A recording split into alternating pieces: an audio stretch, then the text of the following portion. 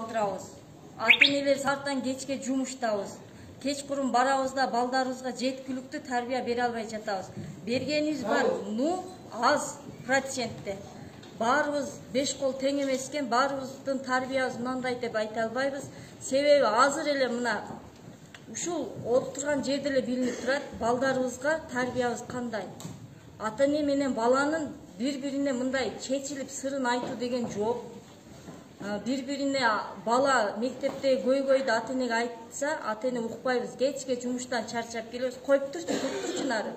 Ишиңди кыл, сабагыңды оку. Саар менен сабакка кетет, эмне кийип кетип атат, эмне ичип кетип атат, даже ошого да көңүл бурбайбыз. Эпте ушу 8ге жакын ойготсок, сумканы асып үйдөн чыгарсак болду. Андан кийин мектеп жамааты жооп берет. Мектеп жамааты жооп берет. Урматтуу ата-энелер, 6 саат гана мектептин ичинде, мектептин коросунун ичинде жооп берет. Мектептен чыккандан кийин балага ата-эне өзүбүз жооп беребиз. Айрым ата-энелер ону түшүнбөйбүз, билбейбиз. Фокустук бала сабактан кеч калса, ата-энелерге айтпай, азыр эми мына жаз келди, чыгып эле базарга жакын экенбиз, балдарыбыз базарга түшүп кетип атат. Мына мектептин окуучулары паркка жакын экенбиз, паркка түшүп кетип атат. Анан кече эле болду бизде мектепте тура беришкеле.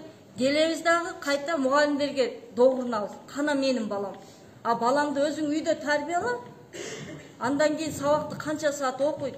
Сабагын бил, даже класс жетекчисинин аты жөнүн билбеген ата-энелер барбыз. Жок эмес, арабызда да отургандырбыз.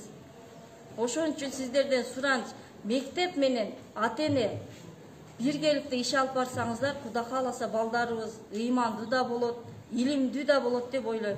Ошол себептен мугалимдер менен тыгыз байланышта болуңуздар. Сабактан чыгып эле азыр Сулайман тоого кетип калышат, групповой мушташышат, топтошуп. Ошол нерселерден Кудай сактасын, балдарыңыздарды жакшы көзөмөлдөңүздөр.